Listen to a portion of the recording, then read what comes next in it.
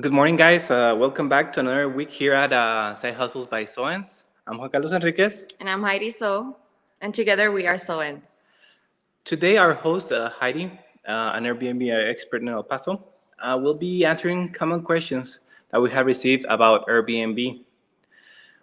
Before we dive into these questions, I must tell you that in advance, that most of these answers and comments apply to El Paso, Texas, specifically, but can apply as well outside. But we are talking about El Paso Airbnb. So first, um, we would like to start off with one question, which is property management required to manage Airbnb property? Or how much? Well, there's two questions. So as a host, does one have to have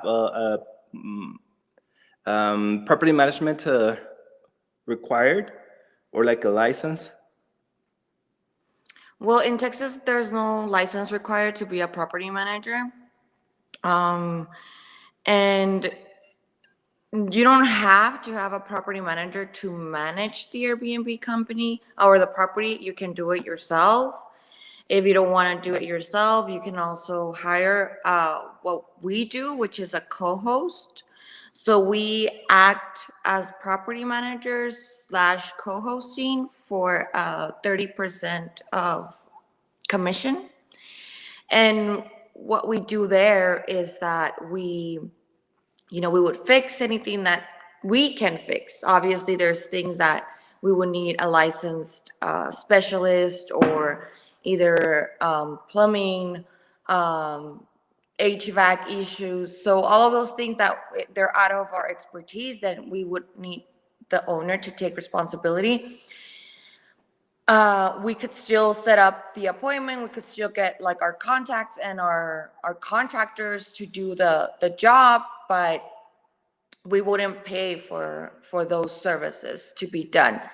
But we would act as property managers in a way that, we would always check the property, make sure everything's working fine, fix any issues that are simple, maybe paint a wall, fix a crack. My husband's very savvy with any electrical work. So if there's anything, maybe a light is flicking or something. So all of those things that they're under what we could do, that's what we charge for a 30% commission, that we would take care of pretty much anything except HVAC, plumbing, landscaping.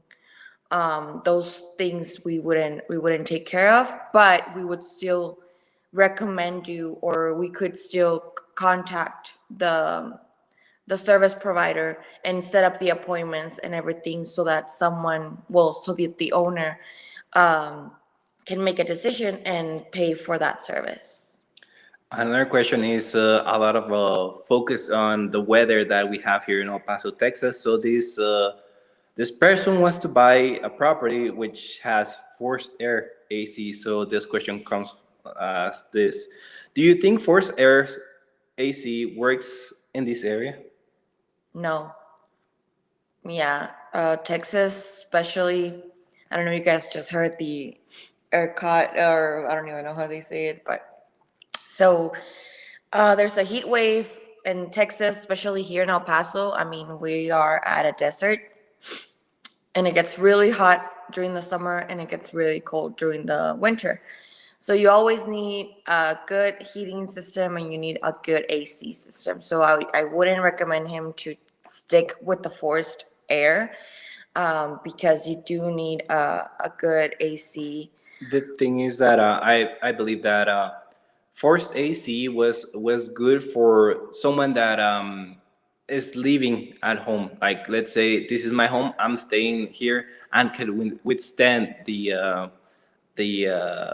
I guess the cold air from the forced air system. Now you're talking about someone paying top dollar, because this is not like someone staying at your home like month to month through a contract. No, this is person is actually staying like a couple of days, and they need something extra. So they need something that is gonna be more. that's gonna cool faster. There's gonna be, and this dry heat is Yeah, gonna it's get worse. yeah. So, what I recommend if you can't afford an HVAC, or if it's an HVAC for the entirety of a home, and there's no way for them to control the temperatures, then my recommendation is always going with a mini split. So installing a mini split inside the bedroom or in the common areas. That way, each place has its own um, control system, and you don't have to be worried about, oh well, this person likes it really cold and this person doesn't. And it's very different people like different temperatures. It's like, I don't know if you guys heard, like, and they tend to marry each other. so so the people that like really cold and the people that like really hot, like, they tend to marry each other. But that's just like how it is. So it's very difficult to foresee what a person's gonna like, the temperature and all that stuff. So it's better just to have a way to offer them that control on the temperature, on depending on what they're on, depending on, obviously, on the season. But still, I mean, it's always good to have that. And this next question is someone that is going to be barely starting on Airbnb and they wanted to see the initial investment. So initially, who buys the supplies like toiletries and essential items, The owner. So like any business? yes, exactly. So this property belongs to the owner. I'm just a co-host. For me as a co-host, I have my systems that I have in place. I have my lists that I can provide to you so that you can go ahead and buy everything that's needed. Obviously, there's a lot of things on the list. So if you couldn't find them, or you don't think that it's needed, then that's fine, because it's a very long list. But it's usually always the owner. Um, because all of those things belong to the home and they will stay at the property. So it's very different if I were to be, let's suppose, subleasing from you, and I'm going to take responsibility of the property, and it's going to be, so the main profit, it's going to be to me, and I'm just paying you a rent. Then obviously it wouldn't be the case. I'm the one that's doing Airbnb, so everything will be under my pocket. But when you, the owner, wants to be on Airbnb and you're just hiring me as a co-host, to just show you the ropes and show you how to, well, show you my systems, then it's very different. I don't take any sort of I don't put any money out of my pocket, because I'm not the one receiving the entirety of the profits. I'm just going to be receiving a commission from monthly, and that's why, everything will be the owner's expense. And that's a good thing too, because you as an owner can deduct everything, because this is your home. So once you start a business and you're able, if you're doing some, modifications, or excuse me, whatever you're buying, those things can actually be deductible. So it's a win-win for you guys. And this co-hosting program, let's say we're the co-host and the owner is asking this question: who's responsible for replacing appliances? What if they fail? And what about broken dishes and soiled beds? So Beddings? we would let the owner know about the situation. So let's suppose I have, well, this happened to us recently. So the boiler's not working, and the one of the guests noticed that the water wasn't getting too hot anymore. Like, he was running out of hot water really quickly. So he let me know as a co-host. I'm the primary contact. So he let me know, hey, you know what? The water doesn't seem to stay hot anymore as long as it used to. So I was like, okay, let me send someone so they can check the boiler. I let the owners know, and they got the plumbing. They got the plumber to go in that same day. No, he told me at night. So the following day, the plumber went, and then he told the owners, you know what, you need to replace the boiler. So obviously now the owners are replacing the boiler. The owners let me know, you know what, we're gonna have to replace it. I'm gonna have to go buy a new one, and then they're gonna come and install it. And all I asked was like, okay, that's fine. Just let me know at least one day before that you're gonna go and install it. That way I can let the guests that are staying in the home know that they're actually, the water's gonna be cut off because they're gonna be replacing the boiler. So um, hopefully they know that it's gonna be tomorrow. So I just need confirmation that they are gonna go tomorrow. That way I can let them know to prepare that tomorrow from a certain time to a certain time. There's not gonna be any hot water running or any water as a matter.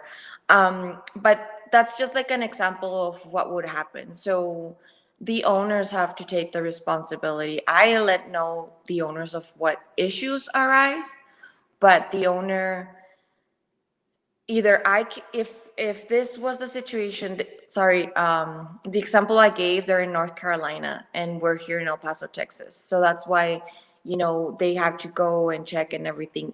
When you're in El Paso, Texas, and we're in El Paso, Texas, then we would actually go and check. We would actually take the plumber because we're acting like property managers, right? So we would check the plumber, and then whatever the plumber tells us that needs to be done, we would do it. But obviously we would need the approval of the owner. But things like those, they're non-negotiable. You can't tell me as an owner, oh no, let's just wait it until the next month. No, like that has to be fixed as soon as possible. And I know it's going to cost you some money. It's going to be, an expense that you weren't expecting, but I can't jeopardize my account, my Airbnb, my superhost status, with this guest, and then they having like a bad stay because of those things. Now those things do tend to happen. I mean, and not everything's gonna be perfect all the time, but I do not like to wait.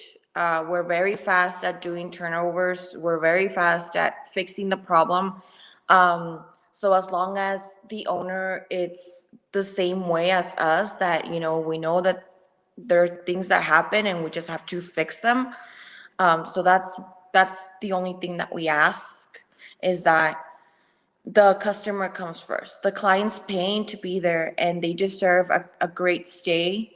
And if an issue arises, then we just have to be fast at fixing it, because they'll will appreciate the fact that, they didn't have to be asking and asking and asking that, hey, you know what, the water's not working, there's no hot water, Like, no, like, as soon as something happens, we have to go in and check it out. So to answer the question,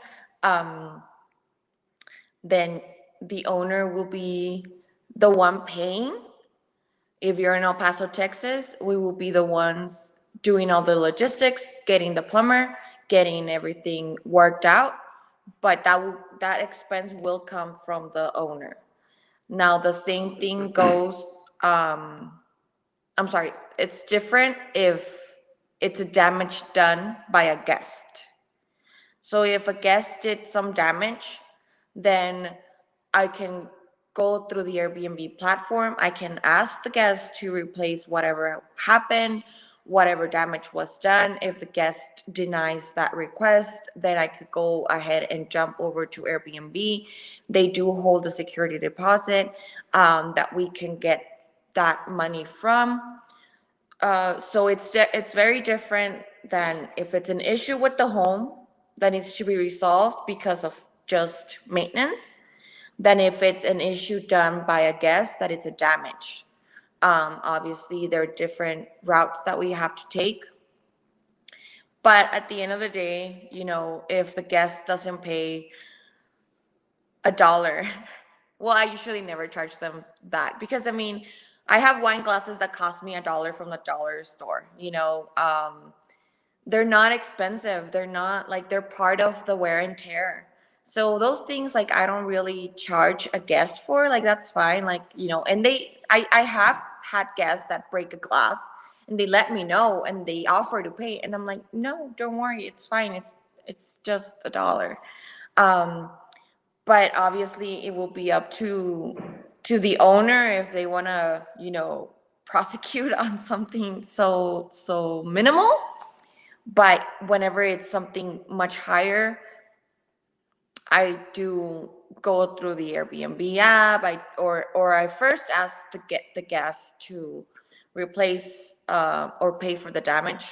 But again, if they don't answer or if they no longer reply or approve or disapprove the charge that's been being asked, then I just go directly through the Airbnb app. Okay.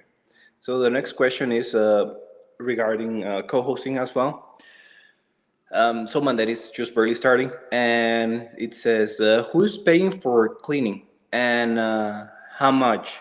Whether if it's the owner or if it's the client, how much would you charge? So the cleaning fee right now, after COVID, well, during COVID, everything COVID, everybody knows that there's a cleaning fee now. There's like 0 listings that I've seen that they don't charge any cleaning fee. It's very rare. So now it's just something very like a set price that people know that they have to pay. And it ranges obviously depending on the space, on how big it is.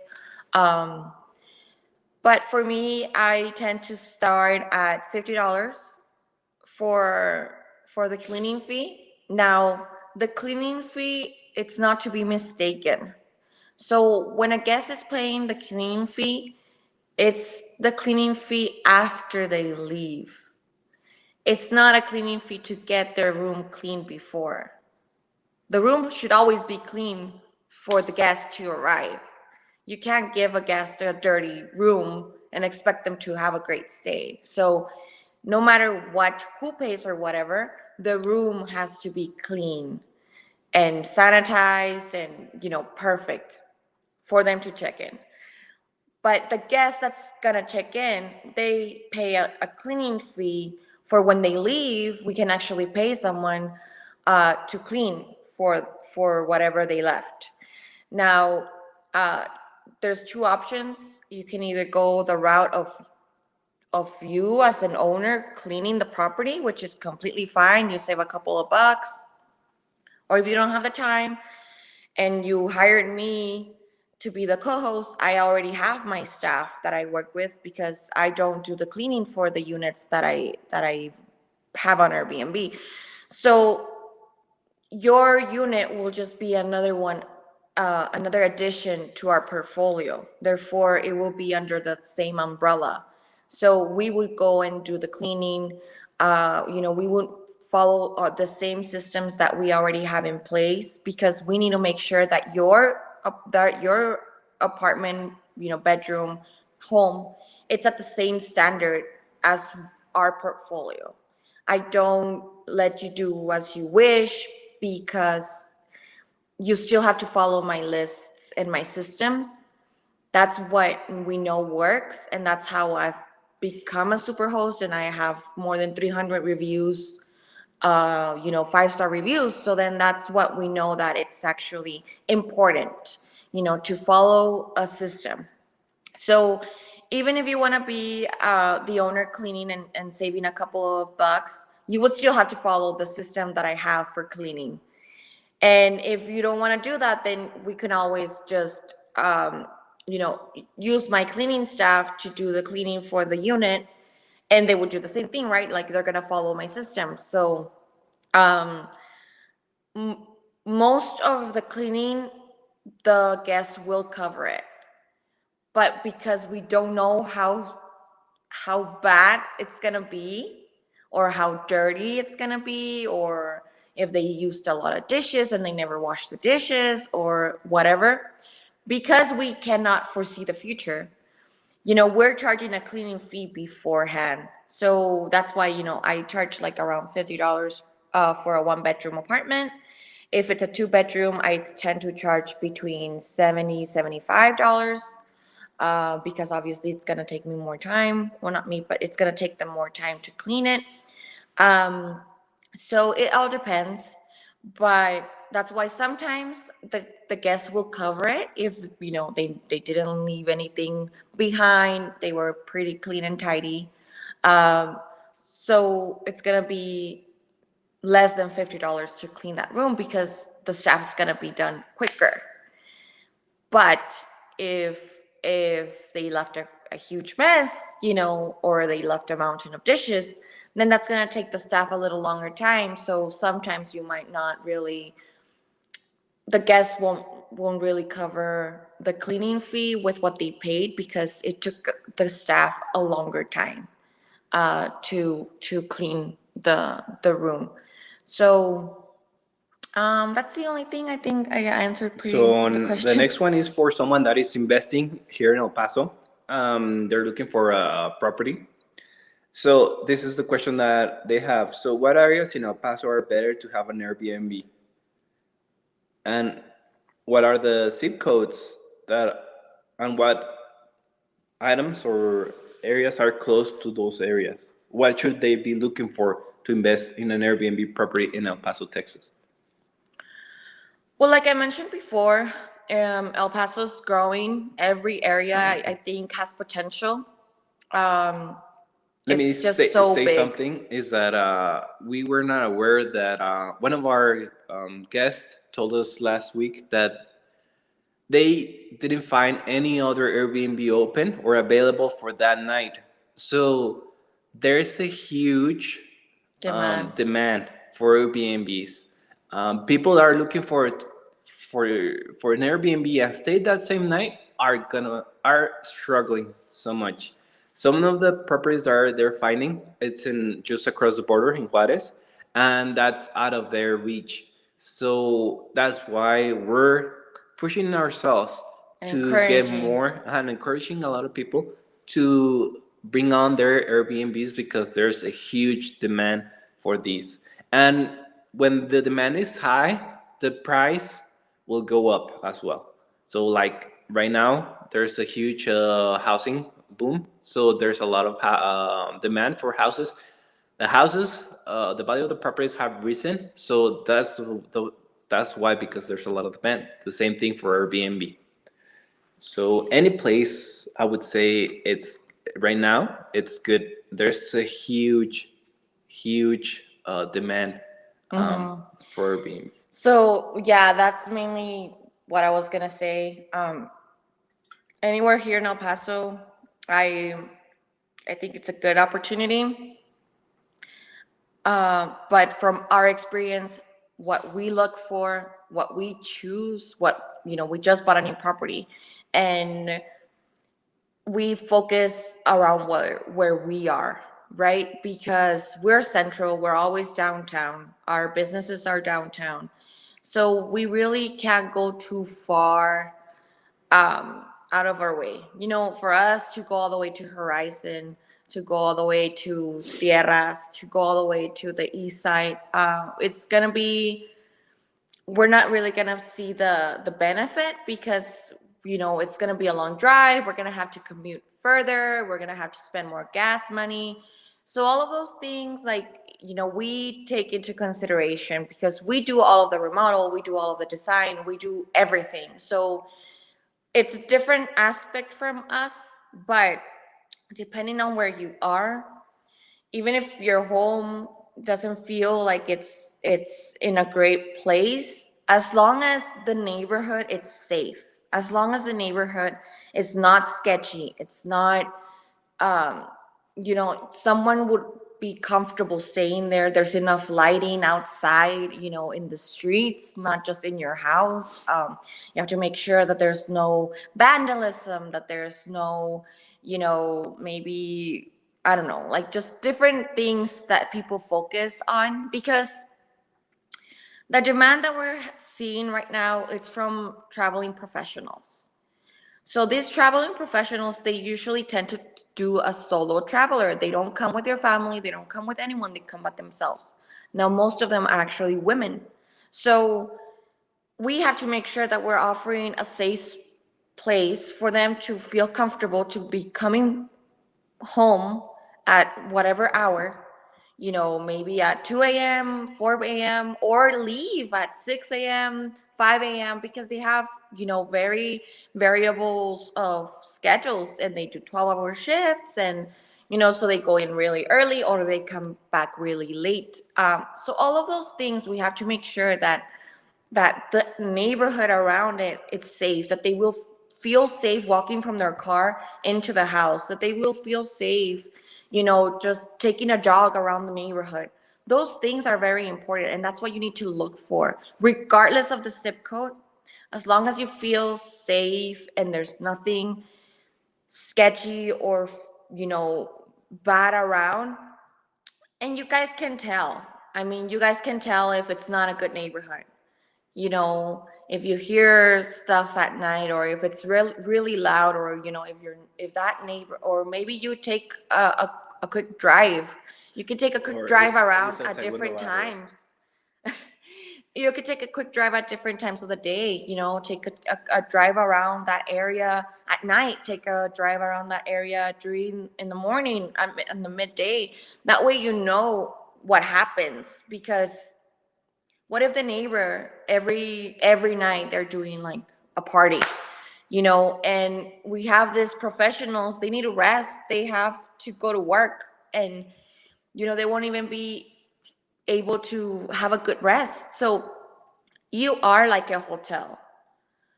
You have to pretend that you're a hotel, and this is a business. It's not a pretend business. It is a business, because you are offering a service in return for money. Therefore, this is a business. So you have to make sure that the client that's going to be paying that money, they won't regret paying that money, and they won't feel like it's not like the value of the home, it's actually worth it, that they don't feel like they've been scammed, that they don't feel like, oh no, this was like the worst place I could have ever stayed, those things. And I'm not saying that it's not going to happen. Even I have had a crazy Airbnb guest that it was just different, right? So it's not like that everything's perfect, but it has to be perfect for the majority. And you can tell if it's going to be a good neighborhood or not. Now, it nothing's walking distance here in El Paso. Nothing is. As long if you're not downtown, there's pretty much nothing else that it's walking distance. It's very hard to have like a home, and that that you have a shopping center walking distance. It's not something very typical. Here in El Paso, you need a car to move around, you need a car to go anywhere. So I don't feel like you need to find something that's walking distance. I just need something's really close. Like, I always make sure that, how far am I to get in a highway? Okay, 5 minutes. Oh, okay, that's easy. Because as long as you get on a highway, you can get anywhere, and fast. Obviously, if you're not traveling during, peak hours. But that's the main point. I always focus on how soon will I get to a highway. And the home that we just bought, it's at 79904. The reason we're staying close to that zip codes, we have one at 79903, which is central. Now 79904, that's actually northeast. And the reason we stay around those zip codes, it's because we focus on Fort Bliss. Yes, one of the things that you have to look into is that there's two markets right now. There's a short term and there's a long term.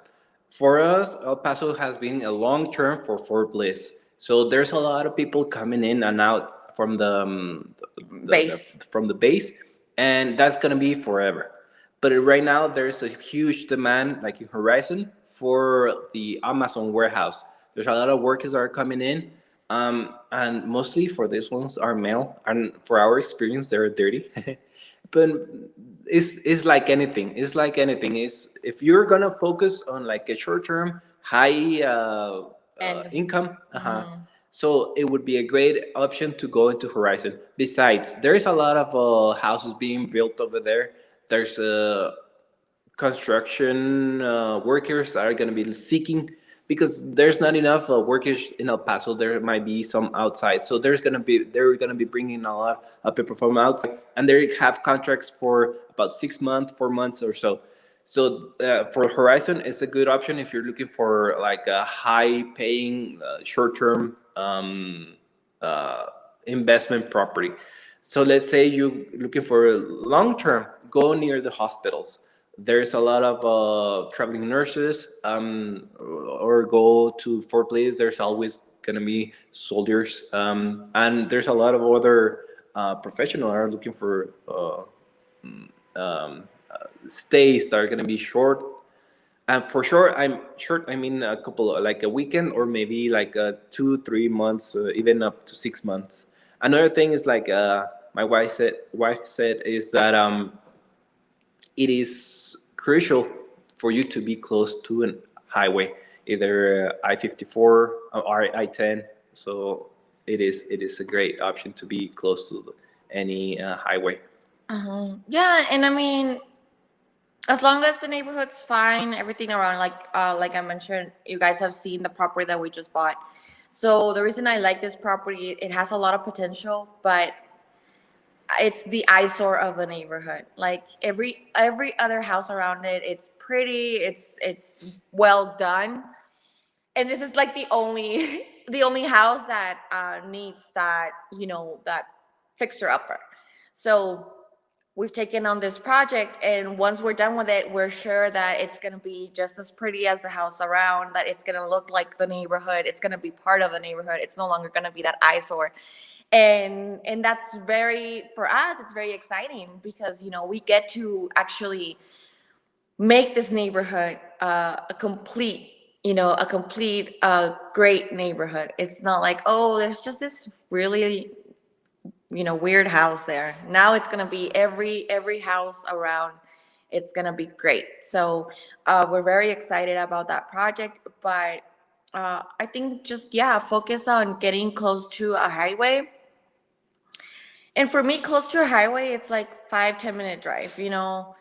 Again, nothing's gonna be walking distance here in El Paso. So the soonest that you can get into a highway, that's gonna be the best thing. I mean, there's everything here is just I-10, and now where we focus on, it's like the Patriot Highway.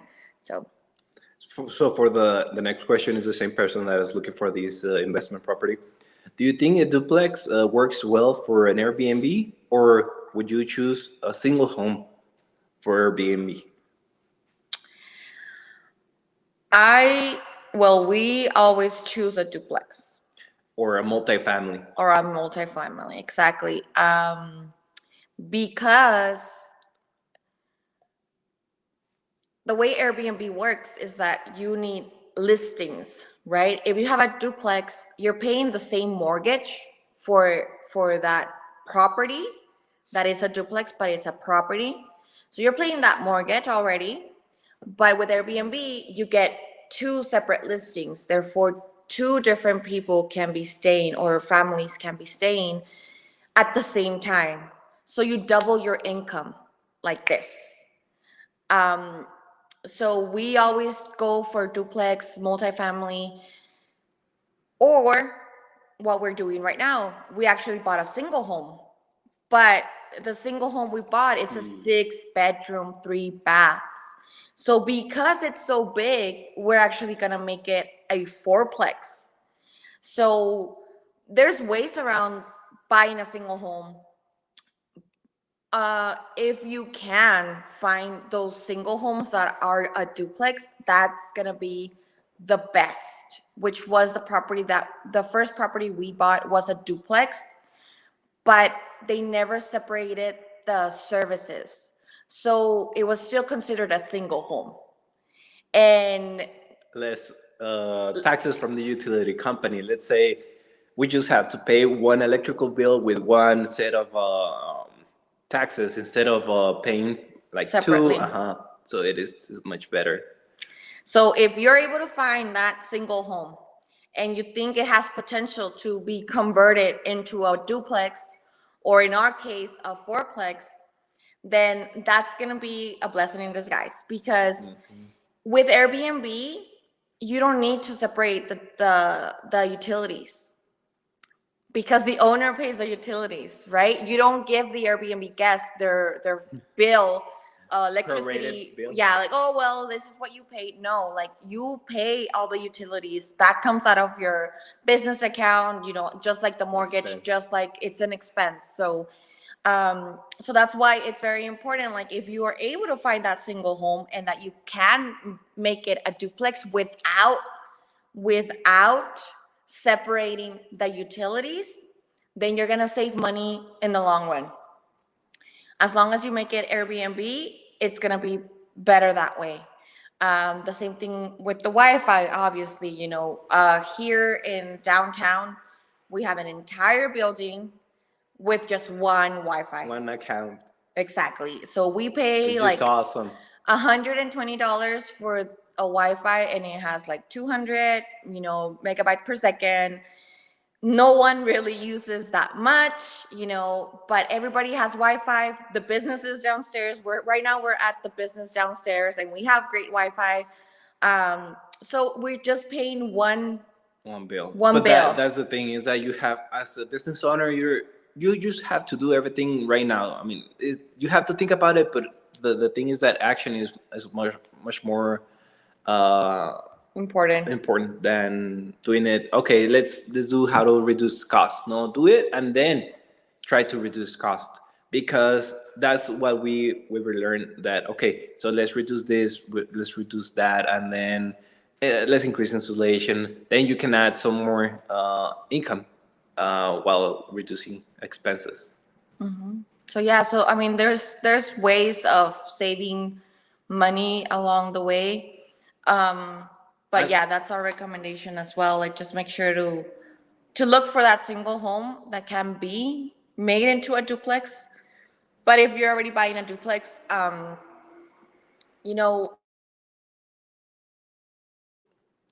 There's one thing that I wanted to add is it is hard to negotiate for to get a home right now. Most of the listings that are going up, people are gonna just straight up have.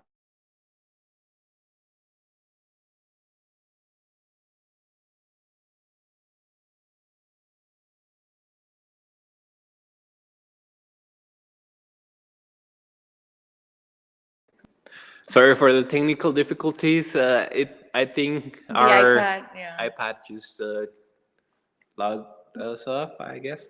But the thing is that right now, for the offers, there's gonna be a lot of offers. There's gonna be for the same house. You cannot sometimes negotiate. Let's say, oh, the roof is not working. Yeah, right now they're not fixing anything. No one's trying to fix anything. If they're selling it, So, because with that being said, try to find houses that are under market value, that they're selling it as is. as fast as you see that they're undervalued, I mean, make an offer. Like, Under don't market wait. value, Yes. If you're, I mean, follow your, I guess, Your feeling. gut. Yeah. I mean, for us, It's it just was advice. It's just advice. This is just advice from what we know. Yeah, from right our now. experience. Maybe next year is gonna be different, but I mean, for the point right now, and today is June 18, 2021. 2021. So it is a hard market out there to get a house and start this. But I guess for like last month, we just got lucky, and my wife, I just found a great place, and we took action really fast, and that's all. That's how I guess. That's our hard work life. and, my wife. No, but that's the thing. I mean, you can just make sure. Obviously, there's gonna be more houses coming around. There's always gonna be houses. There's always gonna be someone selling. If it's not this year, next year. It's just that if you already have, that vision, and also if you're able to work around with the money, then it's easier for you to buy that property, then go for it. but it all depends on your plans and what you guys are thinking about, and obviously if you have the time. So I do want to put out there right now that we're very busy. So like I've had people asking me, well, but I want you to do some remodeling, and can you guys do it for me? And I'm like, we can, just not right now. That would be, a separate, a later on project, because we're We will short have to staffed, schedule where it. it's just a lot of things when it comes to construction. So we hate to turn people away. I hate to turn people away even to stay at my Airbnbs, because I don't have anything. And that's why we always encourage you guys to join this community, be part of the Airbnb community. Let me help you. Let me guide you. Let us, work for you together. I'm not your employee. But, that'll be great, so you guys can come in and join that Airbnb community. But there's ways to start before making a huge investment. There's ways to start small, and maybe starting with your home, maybe starting with that extra bedroom, maybe starting, with the mother-in-law, what quarters that you Quarters. have, in the backyard. There's a lot of ways to start and not have to go into this huge investment of buying a property, buying a house, giving a 25% down, down deposit or down payment. Because it's such a strong market right now, uh, owners that are selling, or the sellers, they get more picky and they demand more money. So that's why we understand that it might be hard, but if from our experience, what we recommend to you would be, look for those properties that are under market value, make an offer. Now, you will find things along the way with those properties. They're not going to be perfect. That's why they're under market value, because they do need to be fixed up. So right now, the property that we did get it under market value. But now that we're doing demo, and so we're already finding some things like, the ceiling was, coming down. Nah, there's a lot of things. If I start to talk about that house, we can stay here for another Hour. hour. But we're gonna do lives on that property, and we have done them. We're gonna explain how we Our found, progress. yeah, We're our gonna be showing you progress. guys our progress every week. Hopefully every week, whenever we have a chance, so that you guys can see it and follow us along the way. So we're very excited. But is there any other questions? Yes, there is one question, but I think we answered with the comments we already did. But But right now, I wanted to take the opportunity to make an invitation to everybody to come out tomorrow at the main room. We're gonna be conducting the Blooming Bridal and wedding expo. and Wedding Expo. It's a mouthful. And we're gonna be having food trucks. We're gonna be having Bridal fashion bridal- show, live music. So we are in the heart of downtown El Paso, and it's gonna be from 12 p.m. to 5 p.m. We have a lot of raffle prizes. So come out and check them out. I know this is nothing to do with Airbnb, but it's just a quick project that we took along the way, and that we made it happen. So come and check us out this weekend. So, and then just to finish off, you guys know the drill. Like this video, share to your friends and family who are thinking of starting an Airbnb, who might have any other questions. Let us know in the comments below, and we'll be happy to answer those questions. You can also send me an email to heidi@seoenz.com. You can see our website at seoenz.com, which is SEOENZ.com. And then you can find us on Instagram at Made by Seoenz. And you can also find me on Instagram through EP Texas Airbnb. And that's exactly an Instagram account that I have dedicated specifically for Airbnb consultations or any questions that you guys might have. We are a short-term management company. So, let us know if there's anything that you guys would like to know more about. And we're very excited to be here sharing this with you guys. So, well, if there's anything else, we'll see you next week. Yes, and come on out tomorrow. We'll be there. We can meet you and we can talk about your next investment if you want to. Yeah, So so we'll it's be gonna there be on at the main Saturday and room. Sunday. The address is 798 East First Avenue. So, come out and enjoy a happy Father's Day weekend. No, yeah.